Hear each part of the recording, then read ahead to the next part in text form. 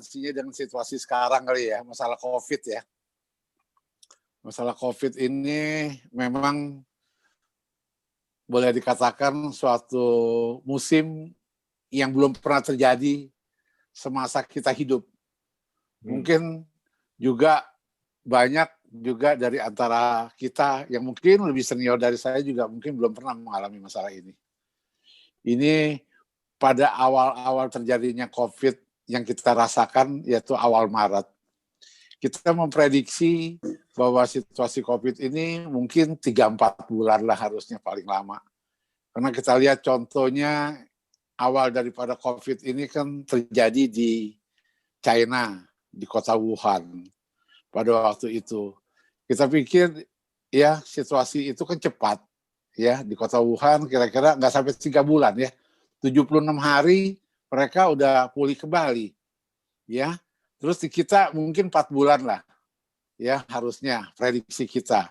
Dan prediksi orang-orang statistik pada waktu itu juga memperkirakan juga ya bulan Mei, Juni, Juli harusnya udah pulih. Tapi sampai sekarang sudah hampir berapa bulan nih? Sampai sekarang udah hampir 8 bulan kali ya. 7 bulan ya. Ya, 7-8 bulan ya. Situasi ini bukan semakin menurun, tapi bahkan semakin naik dari hari ke hari. Ya. Dan kita juga mau nggak mau juga kan merasakan lockdown ini, apalagi untuk yang usia-usia di atas 50 tahun, lockdown ini juga cukup membosankan.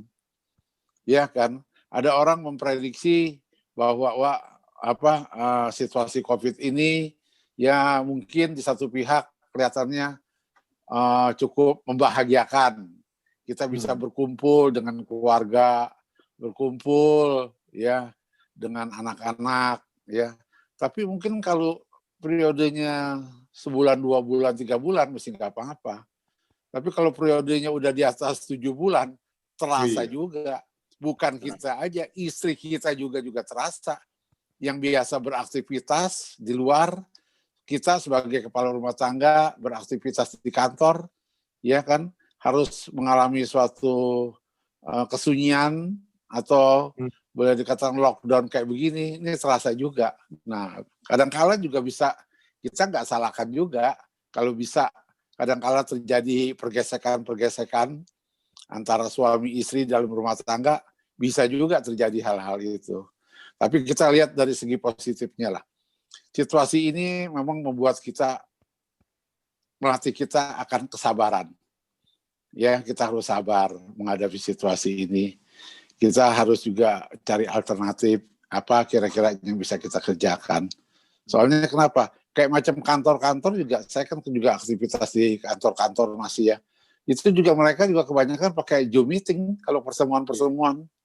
Ya, nggak mungkin ada pertemuan-pertemuan secara bebas seperti kayak dulu lagi. Ya, kita jadi melalui Zoom meeting, pertemuan-pertemuannya.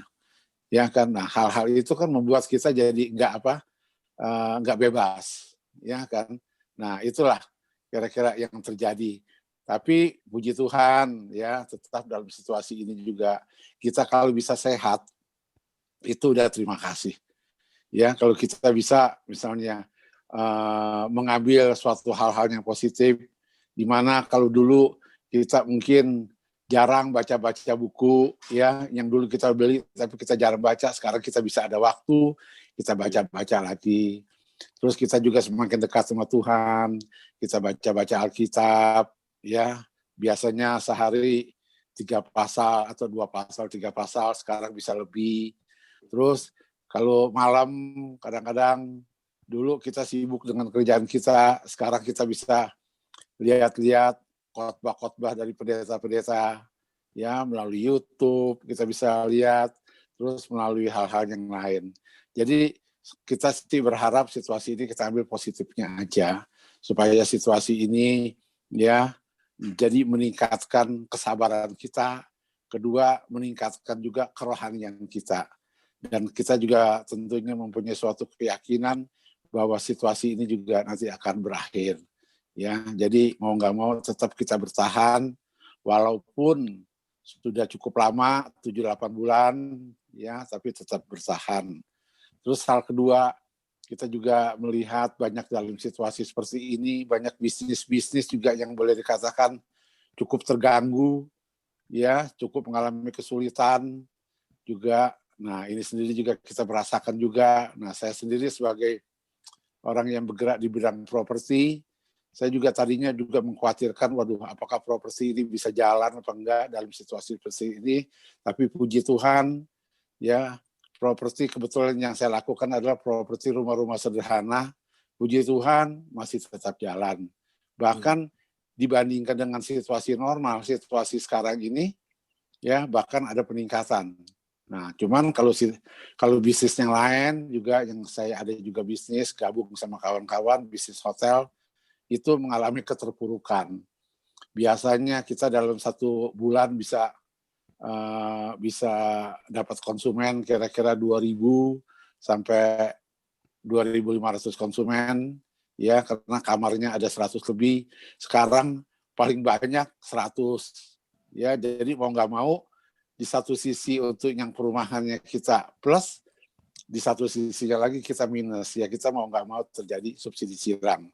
Ya, ini kita harapkan tentunya bahwa situasi ini juga nggak akan berlangsung lama. Pasti juga situasi ini juga kita punya harapkan bahwa situasi ini pasti akan berlalu juga. Dan kita harapkan tentunya dari pihak pemerintah yang saat ini sedang bergumul untuk mendapatkan vaksin virus corona, yang saat ini misalnya lagi sedang dites secara medis di Bandung, yaitu vaksin Sinovac, ya, kita mengharapkan tentunya ini ada keberhasilan sehingga paling tidak bisa menghambat daripada penularan daripada virus corona ini. Nah, itu harapan kita, dan tentunya kita dalam hal ini juga tetap harus berpegang kepada firman Tuhan.